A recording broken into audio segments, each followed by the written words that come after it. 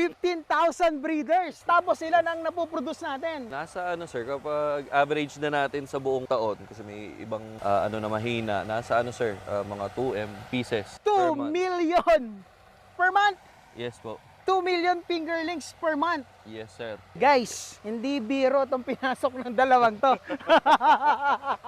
Liliit So pa. size 14 yung matitira. Oo. Pag kunyari nilagay mo ito dun sa pond, inahon mo, size May- 14. Oo, ang matitira. Yun yung ibibenta mo dun sa mga kliyente. Pwede, oh. Okay, ang presyo 1 nun is nasa 50 cents to 1 Peso. Peso. Yung retail natin sir. Okay. Oo, pero kapag syempre, yung mga bulk natin, yung mga umu-order na maramihan, tsaka yung mga regular na naming customer, nabibigay na namin 35 to 40%. And then natawa yung may-ari. Sabi niya, I bought that from the Philippines in 1995. Talaga? Now you're buying it from me.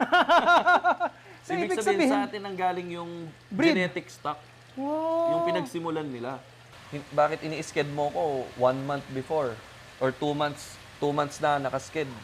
Tsaka ko palang makukuha yung fingerlings. Kasi nga dito, ginagawa natin professional, no? Hindi lang tayo basta tanggap ng order.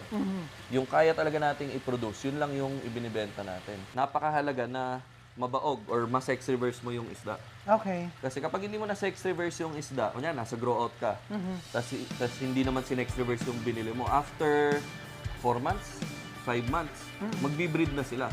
Okay. Pag nag-breed na sila sa fish pond mo, lugi ka na. So, ang goal natin talaga dito is makapag-provide tayo ng quality fingerlings at lesser price pa than Okay. usual na hatchery.